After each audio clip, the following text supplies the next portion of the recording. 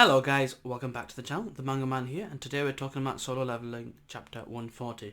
After chapter 139's late release, I want to make sure that we're on time with this week and we're getting straight to it. I did notice that the raw panel order and the translated panel order seems different, but I will kind of organize it in my head because I do have a few questions and I want to keep it as succinct as possible and not ramble as much on. As always, please support the official release and take these scanlation reviews with a pinch of salt. So let's get into this review. So the chapter itself is quite interesting because, like I was talking about in the introduction, it does jump a bit. I don't know if that's on purpose or it's a mistake in the order that they've been uploaded. I will link the translation on my Reddit. As always, all links will be in the section below, as well as timestamps for when it starts, and basically my social media platforms are all there as well. Instagram, Twitter, so on and so forth. So if you are subscribed and you've got the bell notification on and you're not getting notified due to YouTube's algorithm, if you do check out my Twitter as soon as it's ready to upload or it's uploaded, I do post it on there as well. So the chapter. So the chapter can really be split into three sections. So I want to kind of treat it like that.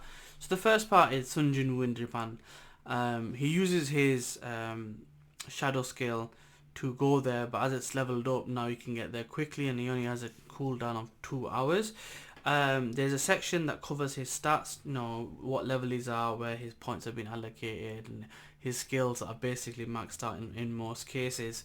And then we see him getting ready to travel, and he's in the car, and basically there's like a parade of people, over 100,000 people, and he feels uncomfortable about them. So not a lot really to digest from that, other than he's socially awkward, he's a lot more powerful, and as we already know from previous chapters, his skills are improving.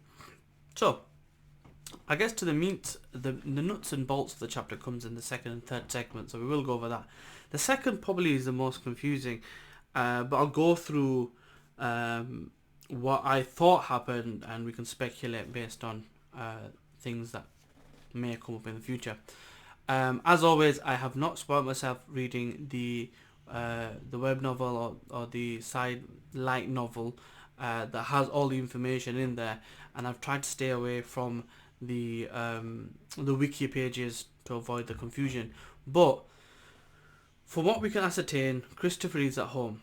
He wakes up, he's spooked by something, and he knocks a glass off his table, and he mentions that there's no noise, so he knows something's going on, which means the people that we later see, one of them has noise cancellation or an environmental effect of some kind.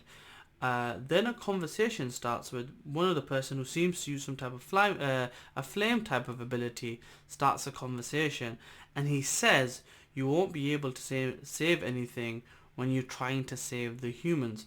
Now this was interesting because we already know of a war between rulers and monarchs. What I found interesting though was one of the two people that were behind Christopher Reid, because there was 3 in total. One I don't recognize, or 2 of them to be honest I don't recognize. One of them seems to be the one that emerged on Jeju Island with another monarch after Jin Woo had closed the gate. But he's a monarch, so I'm assuming the other 2 are monarchs or like servants of monarchs.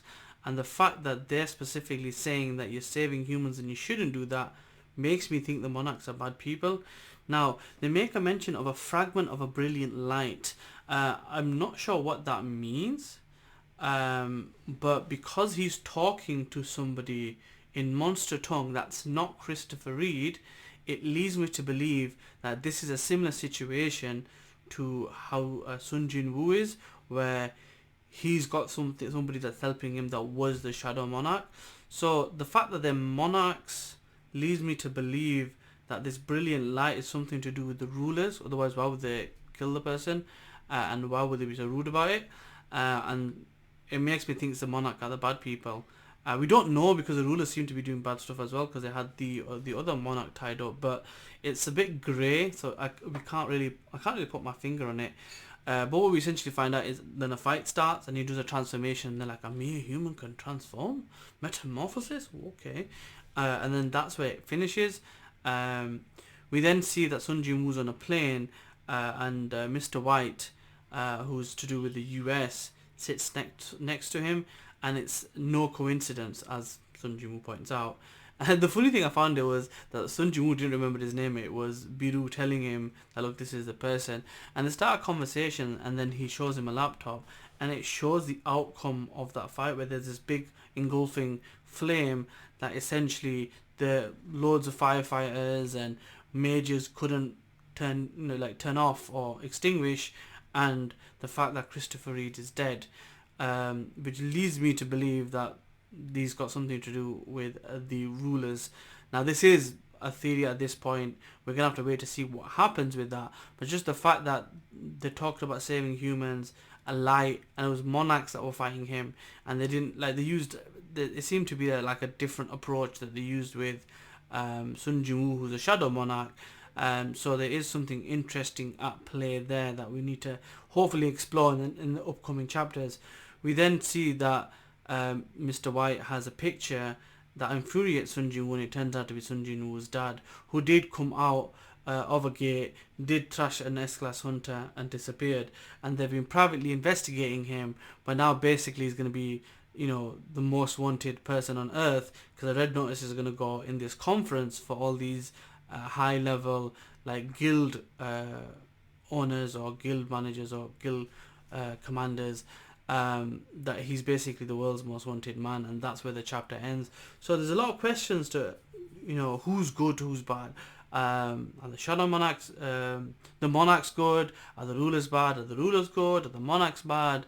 What ultimately, if I go under the tangent that Christopher Reid had something to do with the rulers, it possibly is that everyone that's awakened or national class will have, reawakened, will have something to do with the rulers. Maybe their power is given to them by them, or they amplify it or something. I'm not sure, but it's just interesting that the monarchs killed him. They mentioned a light, and they were talking to somebody else, and they didn't say monarch or all. They said a brilliant light, a fragment of a brilliant light, and they seem like angels, the rulers do, and these monarchs are like different shapes and sizes. So interesting. I can't wait to see more, and I will post all the links on my subreddit, so feel free to check that out. As always, like, comment, share, and subscribe, and I'll see you in the next one. Peace.